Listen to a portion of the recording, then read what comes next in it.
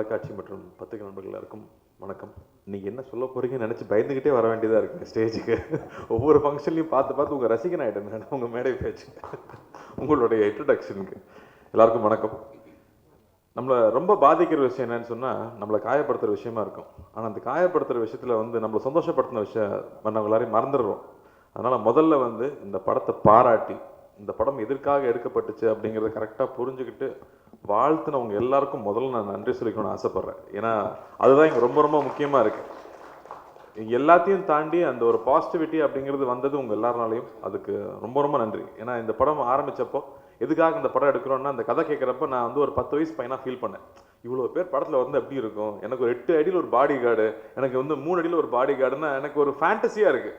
நான் தான் சொன்னேன், இப்போ நான்லாம் சின்ன பையனாக இருந்தால் எனக்கு ஜெயண்ட் ரோபோட்டுங்கிறது கடாவாக இருந்திருக்கும். ஏன்னா சின்ன வயசில் அந்த வாட்சில் ஜெயண்ட் ரோபோட்னு சொன்னால் நம்ம சொல்கிறதெல்லாம் அது செய்யும். ஸோ அப்படி நான் என்ன சொன்னாலும் என்னோட நல்லத்துக்காக, என்னை ப்ரொடெக்ட் பண்ணுறதுக்காக என்னை சுற்றி இவ்வளோ பேர் இருக்காங்க அப்படிங்கிறது ஒவ்வொரு சின்ன பையனுடைய ஃபேண்டசி. அதை ஒருத்தர் கதையாக கொண்டு வரும்போது நான் ஒரு சின்ன பையனாக தான் ரசித்தேன். அதே இப்போ நான் கைதி லொக்கேஷனுக்கு ஐடியா சொல்லும்போது நான் ஒரு அசிஸ்டன்ட் டைரக்டராக ரசித்தேன், ஒரு ஃபிலிம் லவராக ரசித்தேன். ஸோ நம்ம எல்லாருக்குள்ளேயுமே பலதரப்பட்ட ரசனைகள் இருக்குது.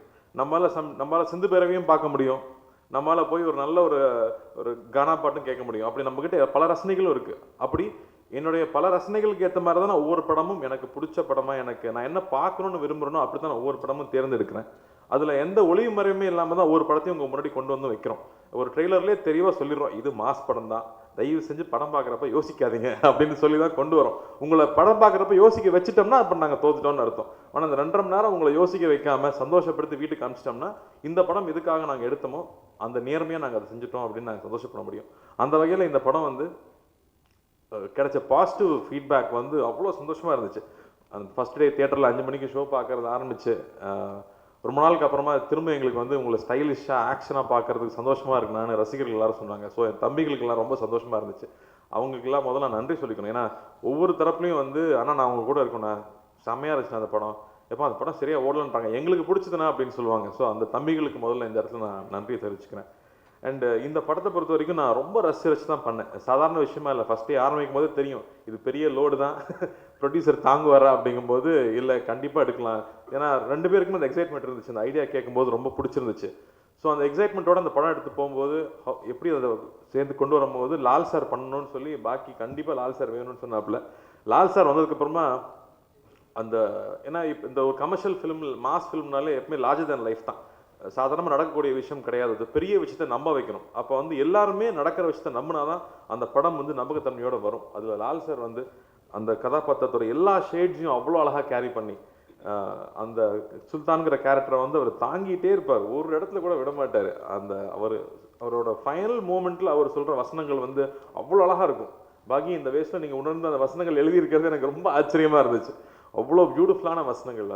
நான் எப்போ செத்து போயிருக்க வேண்டியவன், சாகிறதுக்கு அப்புறமா தான் எனக்கு நிம்மதி கிடைக்கும்னு நினச்சேன், ஆனால் சாகிறதுக்கு முன்னாடியே 4 மாதம் சந்தோஷமாக வாழ்ந்துட்டேன் உங்களால் அப்படின்னு சொல்கிற வார்த்தைகள் அவ்வளோ மெச்சர்டாக இருக்கும். அதை லால் சார் டெலிவர் பண்ணும்போது அவ்வளோ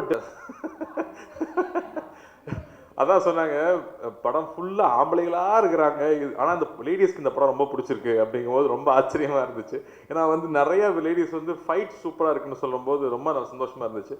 அண்ட் இந்த படத்துக்கு ரொம்ப நாளுக்கு அப்புறம் திரைக்கு வரும்போது நிறைய பலத்தோடு வரணும் அப்படின்றது எங்களுக்கு ஒரு பெரிய அட்வான்டேஜ் இந்த படத்தில். ஏன்னா இப்போ யோகி பாபு ஒரு பெரிய பலம் இந்த படத்தில் தியேட்டருக்குள்ள ஆடியன்ஸை வர வைக்கிறதுக்கு, ரஷ்மிகாவோட ரசிகர்கள் ஒரு பெரிய பலம் தியேட்டருக்குள்ள வர வைக்கிறதுக்கு, விவேக் மெருகனோட ஃபேன்ஸ் ஒரு பெரிய பலம், அதே மாதிரி யுவன் சங்கர் பீஜம் பண்ணுறாருன்னு சொல்லி அதுக்கு ஒரு பெரிய பலம்.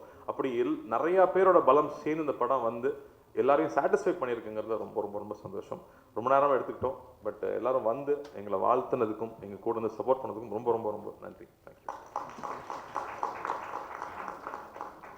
ஒரு எஃபர்ட், அந்த ஒவ்வொரு திரையில் நடக்கிற ஒவ்வொரு விஷயத்தையும் நம்ப வைக்கிறதுக்காக அவர் போட்ட எஃபர்ட் சாதாரண விஷயம் கிடையாது. அண்ட் அந்த யுவன் கூட இருந்த டீம் அத்தனை பேருக்கு நன்றி சொல்கிறேன். ஏன்னா ராப்பகலாக உழைச்சாங்க, ஒரு 10 நாள் தூங்கவே இல்லைன்னு நினைக்கிறவங்க எல்லாருமே, அவங்களுக்கு பெரிய நன்றி. பிரின்ஸ் ரொம்ப அழகாக பண்ணியிருந்தாப்புல, அண்ணா என்னன்னா எப்படின்னா இருக்குது இந்த படத்தில், டே உன்னை கண்டிப்பாக தலையாடு திட்டுவாங்கடா அப்படின்னு சொன்னேன். ஏன்னா ரொம்ப அழகாக பெர்ஃபார்ம் பண்ணியிருந்தான். அந்த மாதிரி இந்த கேரக்டருக்கு ஒரு ஆர்க் இருக்குது, எல்லா கேரக்டர்ஸ்க்கும் ஒரு ஆர்க் இருக்கும், அவங்க எப்படி மாறுறாங்கன்றது இருக்கும். அதை பாக்கி ரொம்ப அழகாக ரைட் பண்ணியிருந்தாப்புல. ஸோ எல்லா பேருமே இங்கே தான் போய் சேரும்.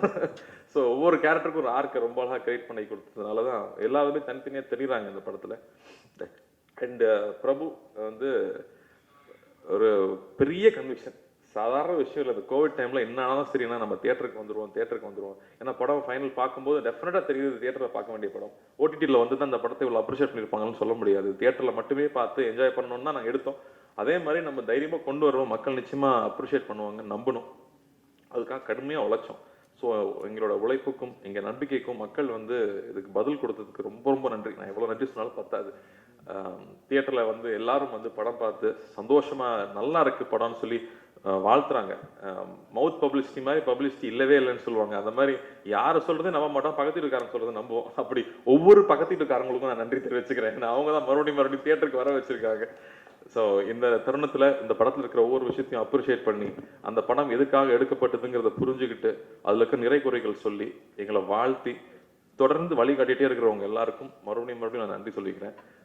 இந்த படம் எடுத்தது இந்த இப்போ எனக்கு நான் சின்ன பசங்கள்லாம் பார்த்து ஜெய் சுல்தான்ங்கிறானுங்க. எனக்கு அது ரொம்ப நான் என்ஜாய் பண்ணுற விஷயம். எதுக்காக படம் எடுத்தோமோ சின்ன வயசில், ஐ மீன் இந்த சின்ன வயசில் நான் பார்த்து ரசித்த மாதிரி ஒரு படமாக இருக்கும்னு நினச்சேன். அதே மாதிரி வந்திருக்கு. அதுக்கு சத்யா ஒரு பெரிய ரீசன் சொல்லுவேன். ஏன்னா அந்த திரையில பார்க்குற விஷயத்தை அவ்வளோ பவர்ஃபுல்லாக இருக்குது. நான் அழகாக இருக்கிறேன்னு வேறு எல்லாரும் சொல்கிறாங்க. சத்யா என்ன பண்ணீங்கன்னு தெரியல, பல நாள் தூங்காமல் தான் வேலை செஞ்சோம். பட் அழகாக வந்து என்னை ப்ரெசென்ட் பண்ணதுக்கும் நன்றி. அதே மாதிரி ரஷ்மிகா பற்றி பேசலாம், மேம் கோச்சுக்குவாங்க. அதான் சொன்னாங்க, படம் ஃபுல்லா ஆம்பளைகளா இருக்கிறாங்க, ஆனா அந்த லேடிஸ்க்கு இந்த படம் ரொம்ப பிடிச்சிருக்கு அப்படிங்கும்போது ரொம்ப ஆச்சரியமா இருந்துச்சு. ஏன்னா வந்து நிறைய லேடிஸ் வந்து ஃபைட் சூப்பரா இருக்குன்னு சொல்லும்போது ரொம்ப சந்தோஷமா இருந்துச்சு. அண்ட் இந்த படத்துக்கு வந்து ரொம்ப நாளுக்கு அப்புறம் திரைக்கு வரும்போது நிறைய பலத்தோட வரணும் அப்படின்றது எங்களுக்கு ஒரு பெரிய அட்வான்டேஜ் இந்த படத்துல. ஏன்னா இப்போ வந்து யோகி பாபு ஒரு பெரிய பலம் இந்த படத்துல தியேட்டருக்குள்ள ஆடியன்ஸ் வர வைக்கிறதுக்கு, ரஷ்மிகாவோட ரசிகர்கள் ஒரு பெரிய பலம் தியேட்டருக்குள்ள வர வைக்கிறதுக்கு, விவேக் மெருவனோட ஃபேன்ஸ் ஒரு பெரிய பலம், அதே மாதிரி யுவன் சங்கர் பிஜிஎம் பண்றாருன்னு சொல்லி அதுக்கு ஒரு பெரிய பலம். அப்படி நிறைய பேரோட பலம் சேர்ந்து இந்த படம் வந்து எல்லாரையும் சாட்டிஸ்ஃபை பண்ணியிருக்குங்கிறதுல ரொம்ப ரொம்ப ரொம்ப சந்தோஷம். ரொம்ப நேரமாக எடுத்துக்கிட்டோம். பட் எல்லாரும் வந்து எங்களை வாழ்த்துனதுக்கும் எங்கள் கூட இருந்து சப்போர்ட் பண்ணதுக்கும் ரொம்ப ரொம்ப ரொம்ப நன்றி. தேங்க்யூ.